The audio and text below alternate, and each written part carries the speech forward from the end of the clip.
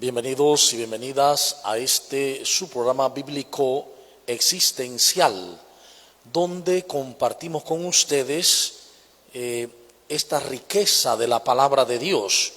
Ahora mirando esta epístola a los Efesios en su capítulo 2. Y comenzaremos dándole gracias a Dios por esta oportunidad de compartir el misterio de su palabra, por poder acceder a ella y por su invitación a vivirla, de tal manera que encontremos el camino de la paz, de la alegría y de la vida. Por Jesucristo nuestro Señor. Amén. Muy bien, vamos a mirar este capítulo 2, que en la historia ha sido muy polémico. Este es uno de los capítulos que originó la ruptura luterano-católica allá en el siglo XVI. Y a ustedes que estaban muertos en sus delitos y pecados, en los cuales vivieron en otro tiempo según el proceder de este mundo, según el príncipe del imperio del aire, el espíritu que actúa en los rebeldes. Entre ellos vivíamos también todos nosotros en otro tiempo, en medio de las concupiscencias de nuestra carne, siguiendo las apetencias de la carne y de los malos pensamientos, destinados por naturaleza, como los demás, a la ira. Pero Dios, rico en misericordia, por el grande amor con que nos amó, estando muertos a causa de nuestros delitos, nos vivificó juntamente con Cristo. Por gracia han sido salvados, y con Él nos resucitó y nos hizo sentar en los cielos en Cristo Jesús, a fin de mostrar en los siglos venideros la sobreabundante riqueza de su gracia, por su bondad para con nosotros en Cristo Jesús. Pues han sido salvados por la gracia mediante la fe, y esto no viene de ustedes, sino que es un don de Dios. Tampoco viene de las obras, para que nadie se gloríe. En efecto, hechura suya somos, creados en Cristo Jesús, en orden a las buenas obras que de antemano dispuso Dios que practicáramos. Así que recuerden cómo en otro tiempo ustedes, los gentiles, según la carne, llamados incircuncisos, por la que se llama circuncisión, por una operación practicada en la carne, estaban a la sazón lejos de Cristo, excluidos de la ciudadanía de Israel y extraños a las alianzas de la promesa, sin esperanza y sin Dios en el mundo. Mas ahora, en Cristo Jesús, ustedes, los que en otro tiempo estaban lejos, han llegado a estar cerca por la sangre de Cristo, porque Él es nuestra paz, el que de los dos pueblos hizo uno, derribando el muro divisorio, la enemistad, anulando en su carne la ley con sus mandamientos y sus decretos, para crear en sí mismo de los dos un solo hombre nuevo, haciendo las paces y reconciliar con Dios a ambos en un solo cuerpo, por medio de la cruz, dando en sí mismo muerte a la enemistad. Vino a anunciar la paz, paz a ustedes que estaban lejos, y paz a los que estaban cerca. Por Él, unos y otros tenemos libre acceso al Padre en un mismo espíritu. Así pues, ya no son extraños ni forasteros, sino conciudadanos de los santos y familiares de Dios, edificados sobre el cimiento de los apóstoles y profetas, siendo la piedra angular Cristo mismo, en quien toda edificación bien trabada se eleva hasta formar un templo santo en el Señor, en quien también ustedes con ellos están siendo edificados para ser morada de Dios en el Espíritu. Muy bien, este texto, como he dicho, es un texto muy profundo, ha causado muchas disputas a lo largo de la historia. ¿Por qué razón? Recordemos que con el momento fatídico de la ruptura de los cristianos, la segunda, la ruptura de Occidente en siglo XVI, hubo una parcialización. Los protestantes se fueron hacia la salvación por la fe y los católicos a la salvación por las obras. Es lógico, cuando hay un altercado entre dos personas o dos grupos, la tentación es la ley del péndulo. Uno se va a un extremo y el otro se va al otro extremo. Los protestantes se fueron a la fe y los católicos o universales a las obras. Vamos a ver qué pasa con esto. Dice versículo 1, y a ustedes que estaban muertos en sus delitos y pecados. Lo primero que marca el autor está hablándole a los no judíos. Este auditorio es de no judíos. Dice, a ustedes que estaban muertos en sus delitos y pecados. ¿Por qué razón? Porque el judío está muy claro que él es el pueblo de Dios. Los que son no pueblo no merecen salvación. Entonces Pablo está hablando desde esa concepción. Ustedes antes estaban en sus delitos y pecados, pero se puede ir más adelante, ¿no? O más profundamente. Estar perdidos en delitos y pecados es estar perdidos en el error de la vida. Recordemos que para el hebreo, pecar, el pecado es un errar el tiro, como un hombre que tiene un arco con su flecha, apunta a la diana y el tiro se sesga. Eso es el pecado en el mundo hebreo, un error, un fallo en el camino recto. Por lo tanto, lo que está diciendo, ustedes los que estaban muertos en sus errores. ¿Cuál es el error fundamental que nos mata? El desamor.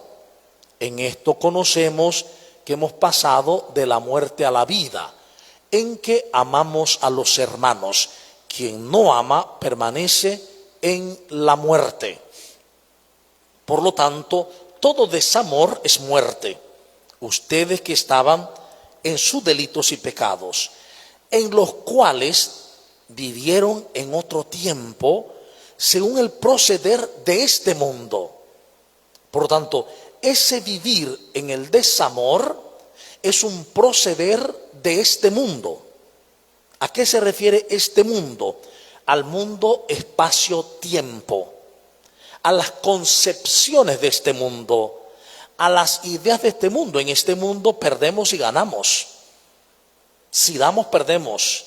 Si nos quedamos con algo, ganamos. Son las percepciones del mundo. Por eso responde a las leyes, al proceder de este mundo, según el príncipe del imperio del aire, porque se pensaba que en el aire estaban los espíritus malignos o malvados que afectaban a las personas, que hacían que las personas se desviaran del camino. Era la idea que había. Entonces está marcándolo a sí mismo. Dice, ese espíritu o esos espíritus del aire están guiados por el espíritu que actúa en los rebeldes. Entonces aquí marca algo. Los espíritus, según la creencia del momento, recuerden que para el hebreo no puede haber espíritus sin carne. Eso es imposible, porque para el hebreo no hay una identidad como la nuestra. o que hemos heredado, grecorromana, cuerpo y alma. Eso no existe en el pensamiento hebreo. Jesús nunca habló de alma. Por eso es que muchos insistimos en que no oramos por el alma. No se ora por el alma de nadie, se ora por personas. Y si se habla de alma hay que entenderlo como la persona en su integridad. Porque Jesús nunca habló de cuerpo y alma, y mucho menos como si fueran antagónicos. El alma es buena y el cuerpo es malo. Eso no lo reveló Jesús. Eso vino de la filosofía de Aristóteles, de Platón en su momento, y que influyeron en el neoplatonismo, el neoaristotelismo, y que llegó a la iglesia y la impregnó. Pero para Jesús nunca hubo este tipo de conflicto. Para Jesús somos espíritu encarnado, una totalidad simplemente. Entonces, por eso, cuando dice esto Pablo, es que había una concepción de que no podía haber espíritu sin cuerpo, era una sola cosa, ¿no? Y de tal manera que estos, dice, del imperio del aire, los espíritus que actúan en los rebeldes. ¿Qué hacían los espíritus según él? ¿Quién seguía ese espíritu o esos espíritus? Los rebeldes. ¿Los rebeldes a quién? A Dios. Lo que está diciendo él es, el que sigue a Dios, sigue el Espíritu de Dios. Es guiado por el Espíritu de Dios. Pero el que no quiere seguir el Espíritu de Dios, entonces es guiado por los espíritus del aire. Por eso cae en rebeldía, por no seguir el Espíritu de Dios. Dice, entre ellos vivíamos también todos nosotros en otro tiempo en medio de las concupiscencias de nuestra carne. O sea, no solamente ustedes, los paganos, dice, sino todos nosotros, los que están conmigo, yo mismo, decía él, vivíamos en otro tiempo en lo mismo, por la concupiscencia de la carne.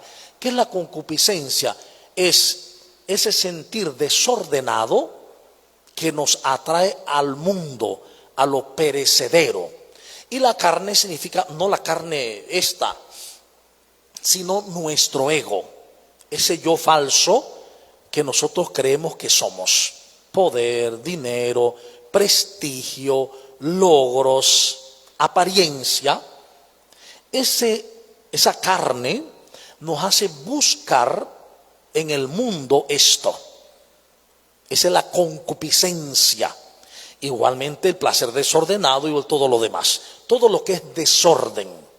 Porque el Espíritu Santo es siempre orden. Es más, dice, siguiendo las apetencias de la carne, o sea, del ego, y de los malos pensamientos destinados por naturaleza, como los demás, a la ira, es decir, al acabamiento, a la destrucción. No es la ira de Dios. Recordemos que si Dios pudiera irarse, ya no sería amor, ya no sería inamovible, ya no sería inmutable, que es uno de los elementos que singularizan a Dios. Dios es inmutable. Dios no es como nosotros que cambiamos en la mañana, estamos contentos y en la tarde estamos tristes o molestos. Dios no es así.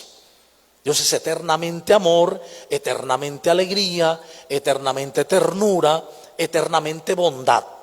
No cambia. ¿Por qué no cambia? Porque nada, imagínense, nada hay externo a Él. Él todo lo abarca, Él todo lo llena, todo se mantiene en Él y todo es sostenido por Él. Por lo tanto, Él todo lo conoce, nada puede afectarle, solamente puede Él ser lo que es, amor infinito, o sea, algo que no podemos ni siquiera entender. Pero no sabemos que es amor infinito, una idea de que es puramente amor, puramente compasión, ternura, bondad. Entonces dice, el seguir las apetencias de la carne es decir, del ego, con sus malos pensamientos, es decir, ¿dónde parte todas las apetencias del ego o de la carne? ¿De dónde procede toda la maldad? ¿De dónde procede todo error? De los pensamientos. Primero hay un pensamiento y luego se vuelve acción. Detrás de cada acción siempre hay un pensamiento. Por esa razón es que tenemos que vigilar nuestros pensamientos. No hay pensamientos neutros. Todos los pensamientos que albergamos tienen una consecuencia. Todos los pensamientos que manejamos se realizan aquí o más allá, pero siempre se están realizando en nosotros. Entonces, por eso cuidar los pensamientos. Pablo dirá en otro momento, tengan los mismos sentimientos de Cristo. Si tengo los sentimientos del mundo, del ego, del yo falso, mis acciones estarán marcadas por el miedo, el ataque, la defensa, el odio, etcétera, etcétera, etcétera. Mientras que si tengo los sentimientos, los pensamientos de Cristo, estaré marcado por su amor, su bondad, su ternura, su alegría, su comprensión. Y esto es sumamente necesario hoy. En nuestras comunidades, las comunidades de hoy, no solamente el presbítero o la religiosa o la catequista, estamos llamados a tener los sentimientos de Cristo, sino todos y todas. Todo el pueblo santo de Dios está llamado a tener los mismos sentimientos de Cristo. Y en esto no hay prerrogativas, puesto que tenemos la misma dignidad, hijos e hijas de Dios. Y todos los hijos e hijas de Dios hemos de vivir de la misma manera en distintas vocaciones. De la misma manera en distintas vocaciones, en distintos servicios. Es más, dice, por lo tanto, que estos pensamientos están llamados a la ira. Pero esa ira es la destrucción. ¿Por qué? Porque todo lo que en este mundo físico, espacio-tiempo, existe, por muy sublime que parezca, no dura, pasa. Aún lo más sublime religioso que acontezca en este mundo físico, pasa pronto. Por eso es que el nacimiento de Jesús, su encarnación del Verbo, su nacimiento, su vida, pasaron muy rápido. Y queda el misterio pascual. Su vida, pasión, muerte y resurrección en el mundo trinitario. Pero ya no hay nada aquí. Todo lo que en este mundo pasa. Nada perdura. Ni lo material, ni lo que se pueda tener. Nada. Y por eso Jesús, va a decir en su momento Jesús que hagamos tesoros en el cielo, no en la tierra donde se corroen o donde son robados, sino en el cielo, en Dios, donde nadie puede robarlo. Es decir, en la tierra, en el mundo, todo se acaba, nada perdura. En el cielo, en Dios, todo perdura. Esa es la búsqueda que hemos de hacer. Entonces, a partir de esto dice, pero Dios, rico en misericordia, por el grande amor con que nos amó. Es interesante que el texto griego usa el término agape. ¿Ve? El amor que Dios nos tiene es un amor total. Por eso dice, por la misericordia, porque Él es rico en misericordia, por el grande amor con que nos amó, estando muertos a causa de nuestros delitos, es decir, estando muertos a causa del desamor, Y cuando uno mira esto, uno puede preguntarse, ¿quién de nosotros no ha vivido el desamor? Un momento de ira, un momento de odio, un momento de querer no hablar a esa persona, de querer que se quitara de nuestra vida. ¿Cuánto desamor hemos vivido o podemos estar viviendo? Cada vez que yo guardo algo contra alguien, yo estoy en desamor. Entonces, a eso se refiere. Dios, rico en misericordia, por el grande amor con que nos ama, estando muertos a causa de nuestros delitos, nos vivificó juntamente con Cristo. Miren que aquí el detalle es que se está mirando lo que se llama una escatología realizada. Lo que normalmente se había mirado como una escatología a solas o a secas, es decir, algo que se realizaría en el futuro, más allá. Eso, como se vio, ahora dice, según Pablo, según el autor, ya está realizado. Nosotros hemos sido, dice, gracias a su misericordia, al amor infinito que nos tiene, estando muertos por nuestros delitos, nos vivificó juntamente con Cristo. Esto es muy fuerte. Es decir, nos ha vivificado, nos ha dado una vida junto con Cristo. No mañana, no después de muertos, ya. Ya el Señor nos ha dado una vida semejante a la de Jesús. La misma vida de Jesús. Solo que no lo sabíamos o no lo creemos. Pueden ser las dos alternativas. O no lo sabemos o no lo creemos. Nos parece demasiado bueno, demasiado maravilloso, demasiado profundo que Dios nos haya vivificado juntamente con Cristo. Por gracia han sido salvados. Y aquí entramos en el tema de la justificación. El tema de la justificación. Nosotros, la mayoría de la gente, y todavía hoy, piensa que se salva por hacer buenas obras. Yo hago buenas obras, en el lenguaje cotidiano, me gano escalones al cielo, y cuando ya me muera, merezco la salvación. Esto trae una consecuencia, creer que me salvo por las obras.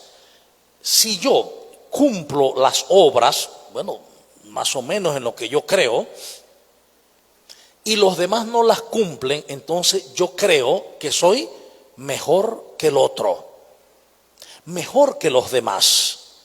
Cada vez que en las comunidades hay personas que se sienten o se creen mejor que los demás, se debe a esta creencia. Creen que se están salvando por las obras. Porque ayudo al sacerdote, porque ayudo al ministro, porque ayudo al hermano, ayudo a las hermanas, lo que sea. Por eso creo salvarme. Y creo entonces tener la autoridad de decir, aquel que está allá, aquella que hizo lo otro, aquel que hace lo otro, para el infierno. Su única cabida es el infierno, porque creo que me salvo a mí mismo.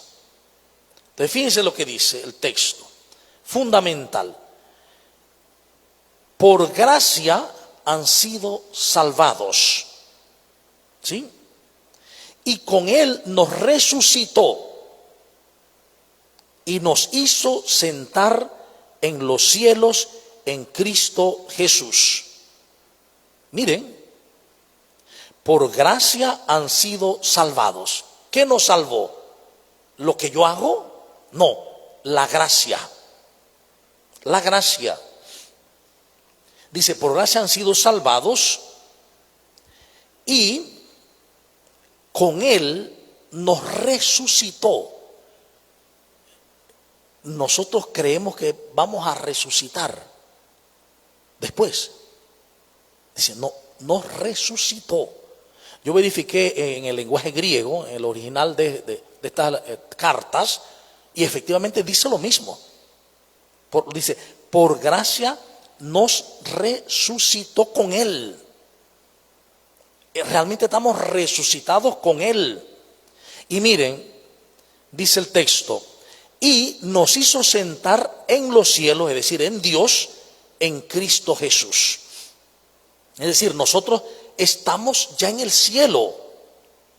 Ya estamos en el cielo, con Jesús, en el Padre. Es lo que el Papa ha dicho en Gaudete et Exsultate, que qué poco caso le hemos hecho, número 51, 52, cuando dice, durante muchos años enseñamos que Dios habitaba en nosotros, en nuestros corazones, claro, como decimos.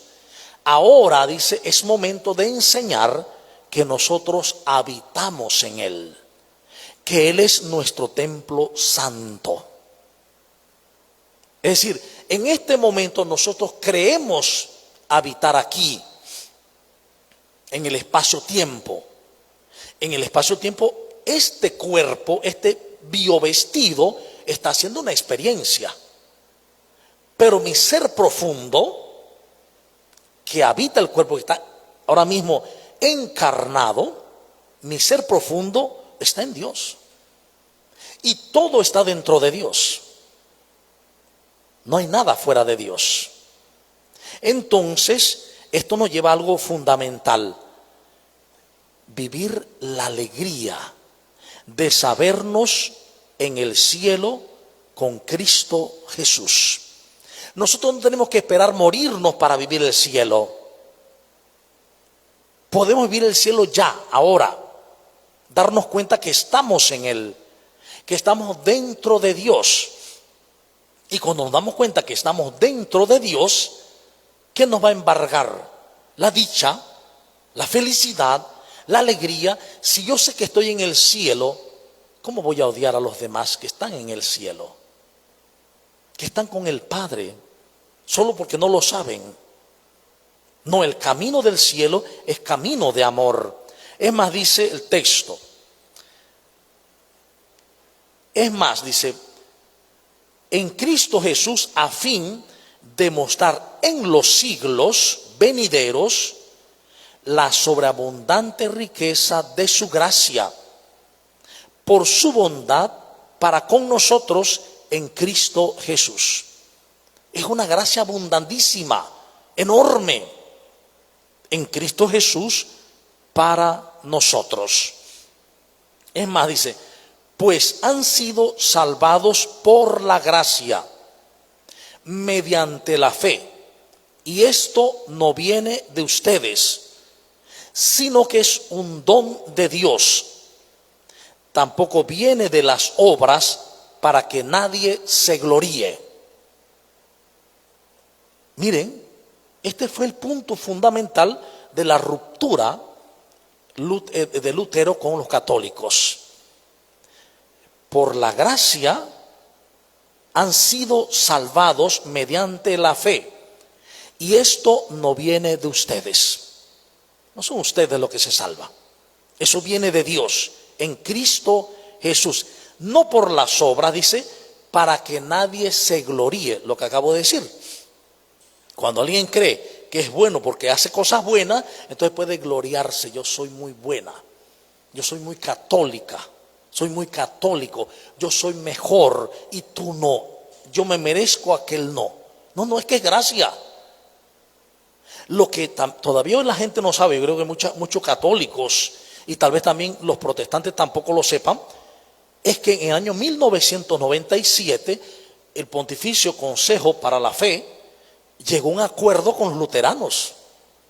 Hay un acuerdo luterano católico sobre la justificación. Ya, aquel problema de si la fe y las obras se terminó. Y eso está, lo pueden buscar en internet, el acuerdo luterano católico, 1997. ¿Y qué acuerdan ahí? Nos salvamos por la fe, es un don de Dios, pero hay que leer lo que sigue. Hay que leer lo que sigue. han sido salvados por la gracia mediante la fe, y esto no viene de ustedes, sino que es un don de Dios. Tampoco viene de las obras, para que nadie se gloríe. En efecto, hechura suya somos. Esto es particularmente importante. Hechura suya somos en Cristo Jesús. ¿Qué quiere decir esto? Creados en Cristo Jesús. Es decir, Cristo Jesús es cabeza y cuerpo. Jesús y nosotros somos hechura suya, hechura de Dios, uno con Jesús, uno con Cristo. Por eso hoy comentaba que cuando odio a un hermano, si lo odio es porque estoy creyéndole al mundo, al sistema del mundo. Porque si le creo a Dios, creo al Espíritu Santo, me doy cuenta que todos somos un solo cuerpo. Y que yo no puedo decir odio esta mano, pero me amo a mí mismo. Es imposible, porque esta mano es parte de mí, o el pie. Yo no puedo odiar a un hermano porque es parte del único cuerpo, sin dejar de odiarme a mí mismo. Cuando odio a alguien, me odio a mí mismo. Cuando juzgo a alguien, me juzgo a mí mismo. Por lo tanto, ese concebir que todos somos uno solo. Hechura de Dios. Hechura de Dios. Dice el texto, creados en Cristo Jesús en orden a las buenas obras que de antemano nos dispuso Dios que practicáramos. Recuerdo que muchas veces cuando he dicho, por gracia hemos sido salvados, y esto gracias a Cristo, no por nuestras obras, entonces la gente dice, bueno, si es así, si ya estamos salvados, entonces podemos hacer lo que nos da la gana, lo que sea, si ya estamos salvados. Pero fíjense lo que dice el texto. Sí, debemos descubrir que es por gracia, pero si descubro que es por gracia, ¿cuál debe ser mi actitud? Si estoy lleno de amor y lleno de gracia de parte de Dios, entonces puedo hacer lo que me da la gana. No, dice, estamos llamados a realizar y a vivir en orden a las buenas obras que de antemano dispuso Dios que practicáramos. Entonces, ¿qué dice el acuerdo católico luterano? Nos salvamos por la fe, gracias a Dios, por la gracia. Pero hemos de vivir las obras, porque una fe sin obras es muerta. Allí se rompe y se acaba con esa división antigua. Es por las obras, es por la fe la salvación, es por la gracia en la fe, pero vuelta a obras, porque una fe sin obras es muerta, como es Santiago. Ahí se termina el dilema. Nadie puede gloriarse de ser salvado, porque ha sido un don de Dios para todos y para todas, realizado ya. Ya Cristo murió y resucitó por nosotros, ya estamos salvados. Y precisamente por sabernos salvados y amados, estamos llamados a las buenas obras, al bien, reconociéndonos parte todos del cuerpo de Cristo. La segunda parte de este capítulo 2, la primera es la salvación en Cristo, la segunda es los judíos y los gentiles han sido reconciliados. Así que recuerden cómo en otro tiempo ustedes, los gentiles, está refiriéndose a los gentiles, es decir, el gentil es el no judío, según la carne, es decir, porque no se habían circuncidado. Todos los judíos se circuncidaban a los 8 días de nacido. Cuando se encuentran con los paganos que quieren llevarlos al camino de Joshua, algunos quieren ponerle o imponer la circuncisión. Pero una cosa es incircuncidar a un niño de 8 días y otra cosa es cuidar a hombres adultos. No es lo mismo. Entonces viene el altercado. Entonces va a decir, ustedes, gentiles que según la carne, llamados incircuncisos, estaban a la sazón, o sea, estaban según el criterio de los judíos que han conocido a Joshua. estaban lejos de Cristo. Porque los primeros judíos que siguieron a Jesús no eran cristianos. Ese nombre se puso después. El nombre cristiano es muy tardío. Se llama en Antioquía, imagínense, hacia los 60 probablemente por allá. Pero los que seguían a Yoshua eran judíos, que iban a la sinagoga, que iban al templo, pero que habían aceptado que Yoshua era el Mesías. Pues esos judíos no aceptaban a los paganos porque eran judíos ellos. De esto está hablando Pablo, ¿no? Entonces dice, excluidos de la ciudadanía de Israel, claro, porque se veían como judíos ellos, y extraños a las alianzas de la promesa, sin esperanza y sin Dios en el mundo. Los seguidores de Yoshua, judíos natos, pensaban como judíos. Aunque habían descubierto a Yoshua, ellos seguían pensando que los no judíos estaban sin esperanza y sin Dios, a expensas del mundo, es decir, viviendo en el error, en la destrucción. Esa es la visión que había. Mas ahora, este es lo que Pablo o la escuela paulina va a sembrar, y que los judíos que seguían a Yoshua luego van a aceptar en el concilio de Jerusalén. Van a aceptar que efectivamente es posible seguir a Cristo sin circuncidarse, circuncidando el corazón. Bien, dice, mas ahora en Cristo Jesús ustedes, los que en otro tiempo estaban lejos, han llegado a estar cerca por la sangre de Cristo. Aquí está diciendo la sangre, no está hablando de la sangre como nosotros lo entendemos. Nosotros entendemos la sangre como el líquido que corre por las venas. Para el hebreo, la sangre es la vida. En la sangre está el Ruhá, Kadosh, el Espíritu Santo, la vida misma está en la sangre. Cuando se habla de la sangre no habla del líquido, sino de la vida. Entonces lo que está diciendo es que gracias a Cristo, dice, los que en otro tiempo estaban lejos han llegado a estar cerca. ¿Lejos de qué? ¿Cerca de qué? Los que en otro tiempo estaban lejos de la promesa y de Dios, ahora están cerca. Es decir, ahora se dan cuenta de la cercanía del amor de Dios. Los que antes pensaban que Dios no los amaba, que Dios los tenía separados, ahora se han dado cuenta que no, que somos uno en Dios, gracias por la vida de Cristo. Es decir, la vida entregada, que efectivamente en la cruz constituye derramamiento de la sangre, pero lo que se entiende es derramamiento de la vida, entrega total de la vida, porque dice, Él es nuestra paz.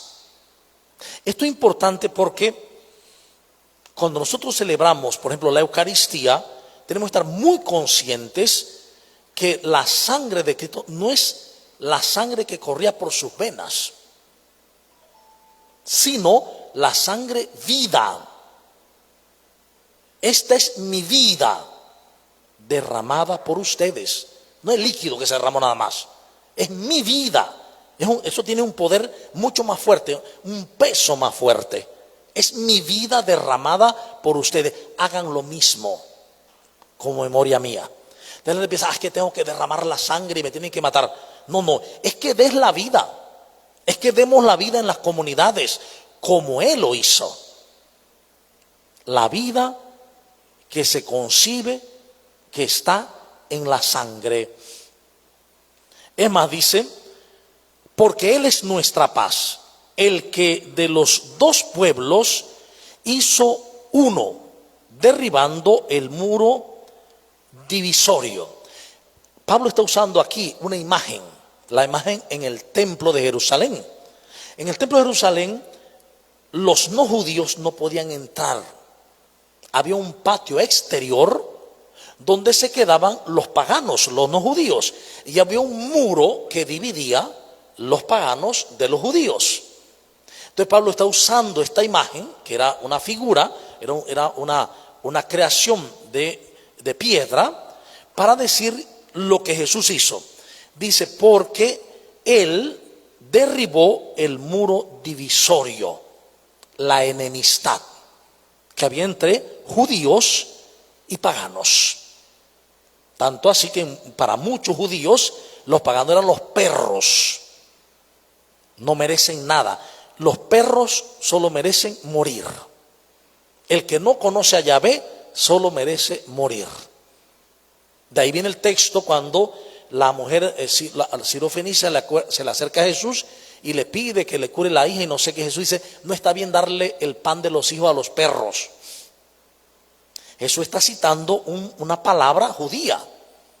No es que él piensa así, sino que él está citando lo que un judío diría. No está bien darle el pan de los hijos a los perros. Entonces, en el texto, cuando se traduce, se pone perritos para que no suene feo, pero le quita la carga de realidad. Se le creían perros. Y la mujer dice, también los hijos de los perros comen las migajas que caen de la mesa de los hijos. Miren, por eso Jesús dice, no he visto tanta fe, ni siquiera en Israel. Es decir, en Jesús se hace ver que no hay muro, no hay enemistad. Todos y todos en el mundo, toditos, somos hijos e hijas de Dios, amados por igual, sin distinción. Dios no está lejos de nadie, como dice la Lumen Gentium 16, ni siquiera de los que lo buscan entre ídolos y errores. Hay una idea que se da muy común, que es que se cree que Dios está lejos. Dios no me escucha, a usted como si lo escucha, a mí Dios no me escucha. Eso es totalmente falso. Dios nos escucha a todos y a todas, porque no está lejos de nadie. Somos nosotros los que no escuchamos a Dios. Somos nosotros los que estamos embebidos con el mundo, con la concupiscencia del mundo, que somos incapaces de oír la voz tierna, amorosa y suave de Dios que a cada instante nos está llamando. Y dice el profeta, con hilos de ternura y cuerdas de amor. Esa es la llamada de Dios. Es más, dice él, haciendo así una ruptura de enemistad, anulando en su carne, es decir, anulando en su ser relacional, en su carne, la ley con sus mandamientos y sus decretos, para crear en sí mismo de los dos un solo hombre nuevo. ¿Qué está diciendo el texto? Que Jesús en sí mismo incorpora a los paganos y a los judíos, en sí mismo, haciendo un solo hombre nuevo. Cuando decimos todos somos uno, algunos quedan pensando, es que eso puede ser New Age, es que eso puede ser, no, es que eso lo dijo Jesús también, y lo dice esta carta y otras más. ¿Ve? Hay un solo hombre nuevo, y lo ponen con mayúscula. Hay un solo hombre nuevo, Jesús y nosotros, uno solo. No hay separación, no hay ruptura. Una particularidad de estar en el mundo es mirar separadamente. Tú, y yo no tengo nada que ver contigo porque tú eres tú y yo soy yo. Eso es visión del mundo, divisoria, dividida, diabólica. La verdadera visión diabólica no es lo que a veces nosotros pensamos, es a veces lo que más comúnmente se vive, la idea de separación. olvidando que somos un solo hombre nuevo. Un solo hombre nuevo, haciendo las paces y reconociendo y reconciliando con Dios a ambos en un solo cuerpo. Reconciliando a ambos en un solo cuerpo. Cuán triste es que después de 2000 y resto de años, digamos que 2022, todavía no hayamos entendido que somos el cuerpo de Cristo. Lo creemos como una teoría. Somos el cuerpo de Cristo. Por allá, no somos un solo hombre nuevo. El cuerpo de Cristo, uno solo. Vino, dice, a anunciar la paz. Paz a ustedes que estaban lejos, que se creían lejos, paz a los que estaban cerca. Por él, unos y otros tenemos libre acceso al Padre en un mismo espíritu. No hay el espíritu de Magela y el de Juan y el de Pedro. Hay un solo espíritu. Y en ese solo espíritu tenemos acceso al Padre. Porque en un solo espíritu vivimos todos y todas. Somos parte de un único espíritu, el espíritu de Jesús. Y esto muchas veces da miedo. Porque se puede creer que estoy perdiendo entonces mi identidad. Si hay un solo espíritu, ¿dónde quedo yo y el otro? Y entonces después no nos vamos a conocer unos a otros. Eso es puro sueño. Eso es puro sueño nada más. Somos uno en el uno. Un solo espíritu. ¿Sí? Es más, dice que nos ha hecho santos y familiares de Dios. Somos los santos y familiares de Dios. No es que llegaremos a ser santos, somos santos, familiares de Dios, llamados a vivir esa santidad, que no es algo raro, es vivir el amor. Lo primero, ya vimos la vez pasada cuando iniciamos el capítulo 1, cuando se habla de los santos de Éfeso, que era lo más común. Los cristianos, los seguidores de Yoshua, eran los santos, claritos. ¿Por qué? Porque son uno con Cristo Jesús y uno con el Padre, y entonces llamados a vivir como santos. Y aquí hay un fenómeno que es psicológico. Cuando nosotros decimos una y otra vez, soy pecador, somos pecadores, y lo marcamos, estamos condenándonos a no salir del error. A no salir del error. Lo que tenemos que decir es, somos santos que pecamos. Somos santos que erramos. Somos santos que nos equivocamos. Porque el día que creamos que realmente somos santos en Cristo, uno con Él, empezaremos a vivir como santos. Mientras nos machaquemos que somos pecadores, seguiremos viviendo como pecadores. Entonces, la alegría de vivir como santos, hijos de Dios, unidos a Cristo, que es la cabeza, formando el templo santo del Señor, dice, en quien también ustedes, con ellos, están siendo edificados para ser morada de Dios en el Espíritu. Eso es lo que somos, morada de Dios en el Espíritu. Nosotros dentro de Dios, Él dentro de nosotros. Él nos llena, nos traspasa y nos inunda. Somos extensión suya en sí mismo. Su espíritu se ha extendido en sí mismo. Eso es lo que somos nosotros. Por eso es que somos imagen y semejanza suya. Imagen y semejanza de Dios. Alguien me decía, lo que pasa es que ser imagen y semejanza de Dios es en virtud de la razón, de la conciencia y la libertad. Entonces, claro, entonces un disminuido mental, un parapléjico, no es imagen de Dios entonces. No es semejanza de Dios, porque no tiene razón, ni voluntad, ni nada. No, esto viene de dentro, de lo profundo de nuestro ser. Bien, entonces lo dejamos allí para abrir el espacio de preguntas y respuestas para este texto tan profundo y tan maravilloso. Buenas noches. Sí, la concupiscencia siempre va a estar a la orden del día, o sea que a pesar de que algunos nos formamos, tenemos participación en la iglesia, otros no tanto, siempre en algún momento se nos va a salir ese ego, esa envidia, ese egoísmo. Y como dice en Mateo, hasta los buenos van a caer.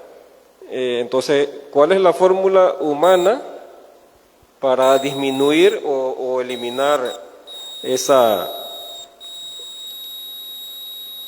Bien, la fórmula, si se puede hablar de fórmula, la dio Jesús.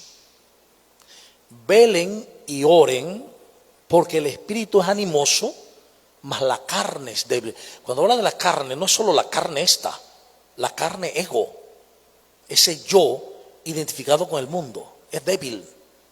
Velar y orar es el camino para no caer en la tentación, que siempre será idolatría, dejar al Dios verdadero por seguir las ofertas del mundo. Velen y oren, que no significa pedir y pedir, no, es estar consciente, velando, consciente de que Dios me ama, estar consciente de la misericordia de Dios, estar consciente de su ternura para conmigo y para con todos, estar consciente de que vivo en el cielo con Cristo. Eso me hace pensar, cuando quiere salir de mí un sentimiento porque iba a tomar gasolina y se me metió el carro por delante, y querer decirle, entonces velen y oren, entender la miseria del otro, entender la cultura del juega vivo, entender que ese juega vivo me está reflejando el juega vivo mío, que también lo he usado antes. ¿Ve? Velen y oren, me mantiene despierto. ¿Quién soy? Soy amor de Dios. El velar y orar nos permite continuamente estar recordando lo que somos. Somos amor, somos paz, somos alegría, estamos con Cristo en el cielo, en Dios. Bien, ¿alguien más? Pregunta, esa parte judío-cristiana de esos primeros tiempos todavía se mantiene. La parte judío-cristiana. Bueno, lo que pasa es que ahora mismo hay unas facciones judías que siguen al Mesías. Son judíos, cumplen todo el tema judaísta, son del Shabbat, hacen el Año Nuevo judío, todo, pero siguen a Yoshua y siguen los evangelios, pero traducidos al hebreo, evangelios en el hebreo, y las cartas de Pablo y todo esto, pero leídas desde el hebreo. O sea que sí hay muchas facciones. ¿Alguien más?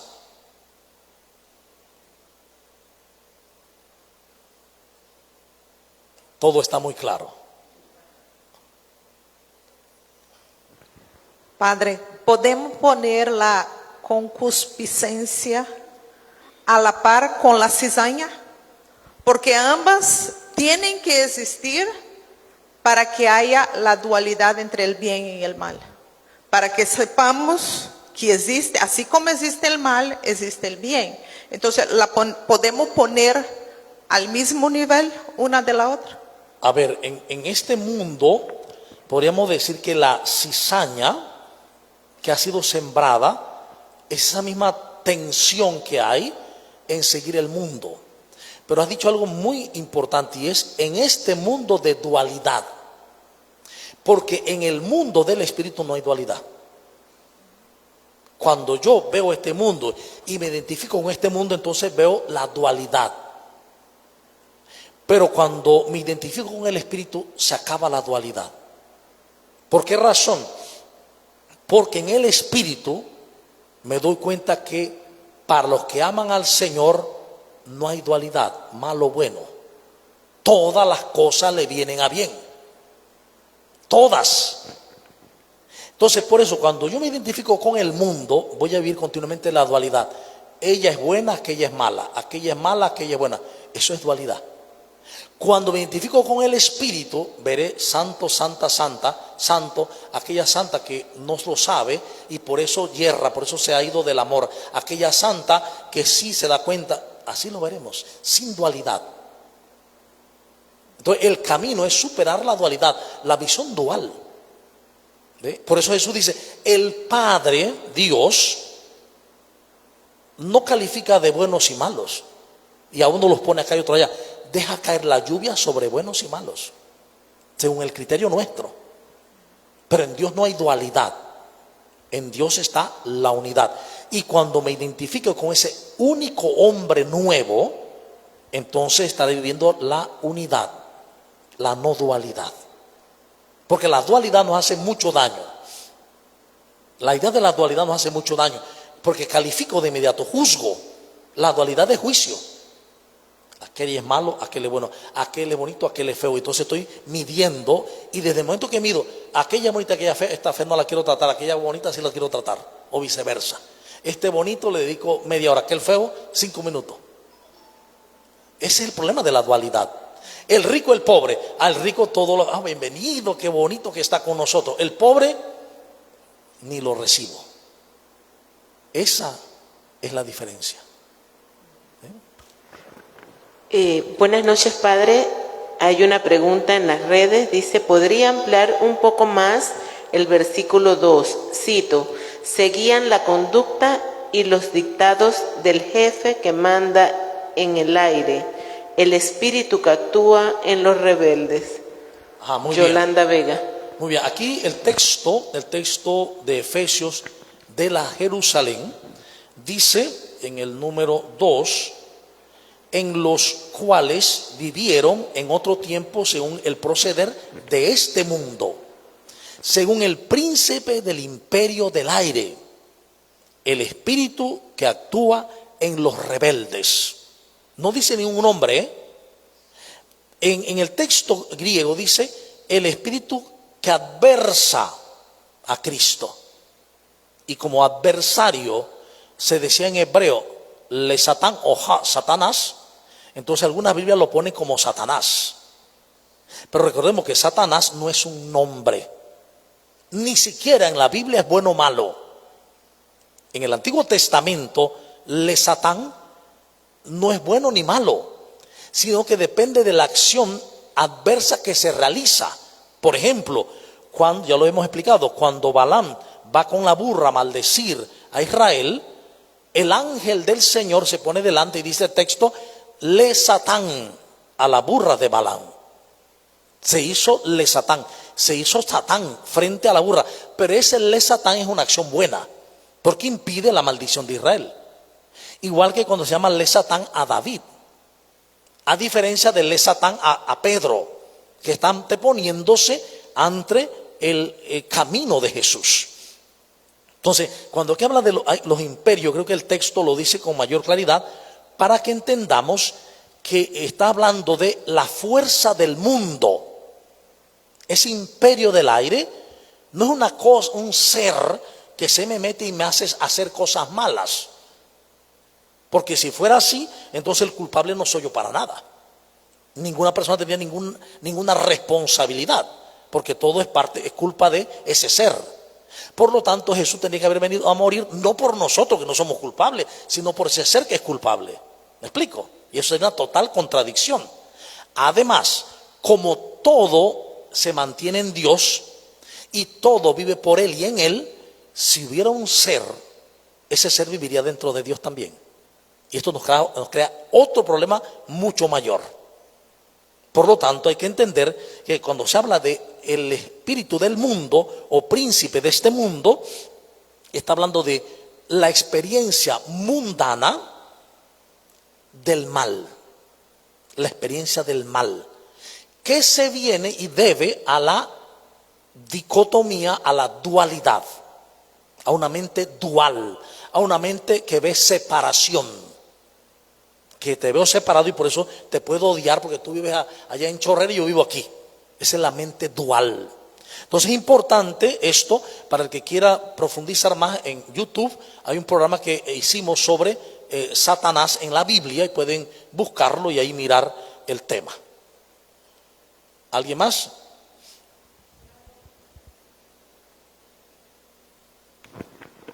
Buenas noches, padre. No me quedó muy claro la parte que usted decía en el versículo, creo que era que hablaba de la sangre de Cristo, que si era bendición o para los católicos la vean de otra manera, porque sé que en los hebreos no comen carne creo que es por esa misma línea, pues porque no quieren pecar, O sea, no beben sangre, no comen, pues. no la beben la sangre. Ok, ajá. Porque en la sangre, dice, vino, hizo el hombre, insufló en él y vino a dar nefesh hayá, en hebreo. Nefesh hayá es vida humana. Y esa vida humana que viene del Ruach HaKadosh, del Espíritu Santo, está en la sangre, según ellos. Por lo tanto, cuando Jesús habla y dice, esta es mi sangre, hay que entenderlo en esa cosmovisión de ellos. Esta es mi vida santa que me ha dado Dios, que derramo por ustedes. Hagan lo mismo en cada comunidad. Entreguen la vida por los demás. No por uno, no porque me gusta, por todos, porque todos son un solo cuerpo. Bien. Buenas noches, profesor. Mire, me gustó mucho ahorita cuando usted habló sobre Dios a todos nos escucha. Él no está lejos. Nosotros somos los que nos alejamos. Y sí me ha tocado escuchar y ver a personas que se acercan a uno y te dicen, Dios a mí no me escucha. Por favor. Muy bien. Vamos a entrar en este tema desde una experiencia muy humana. Imaginemos a un niño que su mamá lo lleva al parque. Su mamá se sienta en una silla, le dice, anda a jugar con los otros niños. Y el niño está muy confiado porque su mamá está ahí regularmente, en intervalos la mira, ella lo saluda y está ahí. Pero en un momento la mamá recibe una llamada y se va a un lado porque el ruido es muy grande para oír. Y el niño vuelve a ver y ve la silla vacía. Se llena de espanto, ataque de pánico, llora. Pero su mamá no lo ha dejado, solo que él no puede verla en ese momento, pero está allí con él. Eso es lo que nos pasa con Dios. Dios siempre está con todos, nos ama a todos y nos escucha a todos. Somos nosotros los que no lo escuchamos, los que creemos que no nos escucha, los que creemos que nos alejamos. Y claro, como los niños, si yo creo que Dios no me escucha y empiezo a creerlo aquí, que Dios no me escucha, ¿qué voy a sentir? Tristeza, abandono, pero no es realidad, es creencia. Es una creencia, nada más. Solamente. Dios nos ama a todos por igual. Y nos ama tanto que nos ama igual que a Jesús. De la misma manera que ama a Jesús. Este es otro dilema que también hay en mucha gente. Hay como una idea que Dios ama a Jesús, luego a María, luego a los santos y de último a nosotros. No, el amor de Dios es total, el mismo. Como ama a María, nos ama a nosotros. Como ama a San Francisco, nos ama a nosotros. Como ama a Jesús, nos ama a nosotros. ¿Y de dónde sacó eso? Juan 17:23. Como el Padre me ha amado, así los ha amado a ustedes. El camino de Jesús es camino de alegría, es camino de vida, es camino de fiesta. Por eso la buena noticia es eso. La buena noticia no es sembrar miedo, es decirle al mundo esto que hemos visto en la carta. Dios te ha salvado gratuitamente, no por tus obras, sino por pura misericordia. Y te llama a vivir las buenas obras que de antemano fueron dispuestas para ti. Es decir, vivir el amor entre nosotros. ¿Sí? Bien, entonces vamos a culminar dándole gracias a Dios. Por esto te damos gracias, Padre Santo, por enviarnos a Jesucristo, nuestro hermano y Salvador, para que todos, por tu gracia, por tu infinito amor, nos experimentemos salvados, amados, y vivamos así como un solo pueblo, en un solo único Hijo de Dios, en un solo espíritu, sabiéndonos con Cristo en ti, en el cielo mismo. Que podamos creer esto y vivir en nuestras comunidades, para que realmente configuremos el cuerpo de Cristo, que es la iglesia. Por Jesucristo nuestro Señor. Amén. En el nombre del Padre, y del Hijo, y del Espíritu Santo. Y les recordamos pues y les invitamos para el próximo programa a esta misma hora, el siguiente martes.